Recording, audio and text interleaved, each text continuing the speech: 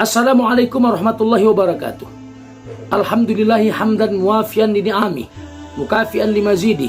Wassalatu wassalamu ala sayyidina Muhammadin wa alihi wa sahbihi wa junudi amma ba'd. Ikhwanil kiram wal kiramah, hadirin wal hadirat, kaum muslimin wal muslimat yang dimuliakan oleh Allah Subhanahu wa taala. Alhamdulillah, hari ini kita sudah masuk pada hari yang ke-29 dari bulan Syawal. Mudah-mudahan Allah Subhanahu wa taala tetap memberikan keberkahannya kepada kita semua. Amin ya mujibat doa isailin. Hadirin wal hadirat, kaum muslimin wal muslimat yang dimuliakan oleh Allah Subhanahu wa taala. Alhamdulillah, Allah Subhanahu wa taala telah memberikan waktu kepada kita. Memberikan masa kepada kita. Detik demi detik. Menit demi menit. Jam demi jam. Minggu demi minggu. Bulan demi bulan, tahun demi tahun. Ini adalah waktu yang dipergunakan oleh manusia. Ketika manusia tidak bisa memanfaatkan waktu dengan baik, tidak mau menggunakan waktunya untuk taat kepada Allah, maka dia termasuk orang yang celaka. Tetapi bila dia mampu untuk mempergunakan waktunya dengan baik untuk taat kepada Allah, maka alhamdulillah dia termasuk orang yang berbahagia. Allah Subhanahu wa taala telah berfirman dalam Quran surah Al-Asr, A'udzubillahi minasyaitonir rajim. Bismillahirrahmanirrahim. Wal 'asr. Innal insana lafi khusr illa alladziina aamanu wa 'amilus shalihat wa tawassaw bil haqqi wa tawassaw bis sabr. Demi masa, demi waktu yang dipergunakan oleh manusia, innal insana lafi khusr, sesungguhnya manusia itu berada dalam kerugian. Manusia itu akan merasa bahwa dia termasuk orang yang tidak beruntung. Kalau suatu perniagaan ada untung ada rugi, maka ketika dia beruntung, dia termasuk menjadi orang yang senang. Tapi ketika dia tidak beruntung, maka dia termasuk orang yang merugi. Illalladzina amanu, kecuali orang-orang yang beriman. Siapa orang yang beriman ini? Orang yang berakidah dengan akidah Islam yang baik. Orang yang memiliki iman sebagaimana rukun iman dan keimanan-keimanan yang lain. Maka orang tersebut adalah orang yang beruntung. Dari sisi keimanan, dia yakin betul dengan adanya Allah. Yakin dengan seluruh perintah dan larangan Allah.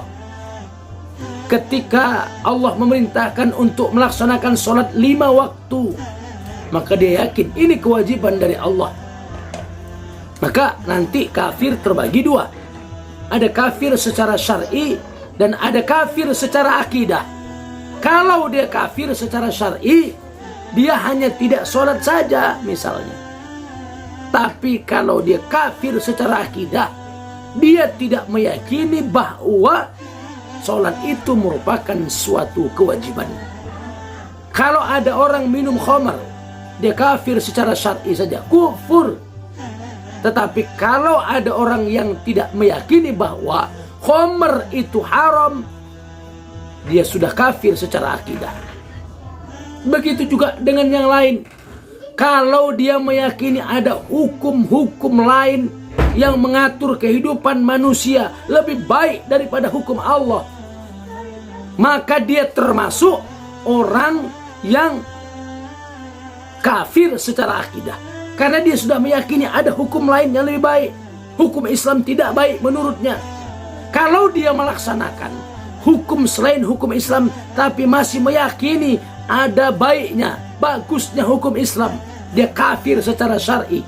Tapi kalau dia tidak meyakini hukum Allah, dia kafir secara akidah. Maka kekafirannya secara akidah, bila dia ingin balik ke dalam Islam, dia wajib untuk bersyahadat kembali.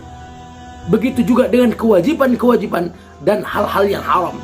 Kalau ada orang yang meyakini riba itu tidak haram, baik, kafir secara akidah. Tapi kalau seandainya dia yakin riba itu haram, tapi dia masih melakukan aktivitas riba, ini kafir secara syar'i. Makanya hati-hati. Orang berimanlah yang beruntung. Tapi orang yang tidak beriman, tidak berakidah dengan baik, dia akan celaka. Dan yang kedua adalah wa amilus sholihat, orang yang beramal soleh. Sudah dia beriman, berakidah dengan baik, dia beramal soleh, melaksanakan kewajiban. Bukan hanya kewajiban yang dia laksanakan, tetapi hal-hal yang bersifat sunnah juga dia kerjakan. Maka orang ini termasuk orang yang benar-benar beruntung. Dan yang terakhir, yang ketiga, watawasau bil haqqi watawasau bis sabr. Apa yang dimaksud dengan watawasau? Ausa ba'duhum ba'dun. Sebahagian di antara mereka saling nasihat menasihati. Jadi hidup ini kalau tidak menasihati, dinasihati. Kalau kita tidak berdakwah, kita didakwahi. Itu sebagai suatu kausalitas ketika kita hidup. Begitulah. Maka orang yang tidak menerima nasihat, orang yang sombong. Orang yang tidak memberikan nasihat, orang yang lalai. Jadi begitu. Apa yang menjadi aktivitas saling menasihati itu? Dakwah. Bil haqqi ay bil imani. Jadi nasihat menasihati, dakwah yang dijalankan untuk memberikan kepada orang lain bagaimana cara beriman yang bagus supaya tidak masuk dalam jeratan akidah, jeratan kufur secara akidah. Termasuk juga bagaimana supaya jangan masuk jeratan kufur secara syar'i, apalagi kufur secara akidah. Na'udzubillah, tsumma na'udzubillah. Dan yang terakhir, wa tawassaw bis sabri 'ala ta'ati wa 'anil ma'siyati wa 'anil musibati. Saling nasihat menasihati untuk menetapi kesabaran. Sabar dalam menjalankan ketaatan. Harus sabar. Sabarlah dalam menjalankan ketaatan. Terus sabar dalam menjauhi kemaksiatan, juga harus sabar. Terus, dan sabar dalam menghadapi musibah. Maka 3 bentuk kesabaran ini, insya Allah jika itu ada di kita, dan kemudian kita saling nasihat menasihati untuk melaksanakan itu, kita melaksanakan salah satu sangat baiknya, sangat terpujinya, dan aktivitas itu adalah aktivitas para nabi, adalah dakwah. Kenapa? Dalam dakwah dituntut kita baik, orang lain juga baik. Kita berpikir harusnya kita baik terlebih dahulu.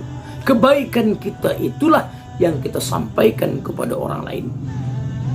Maka insya Allah, hadirin wal hadirat yang dimuliakan oleh Allah Subhanahu wa taala, mudah-mudahan ketiga hal ini, beriman, beramal soleh, melakukan aktivitas dakwah yang menjadikan kita tidak merugi dan mampu untuk memanfaatkan waktu dengan lebih baik.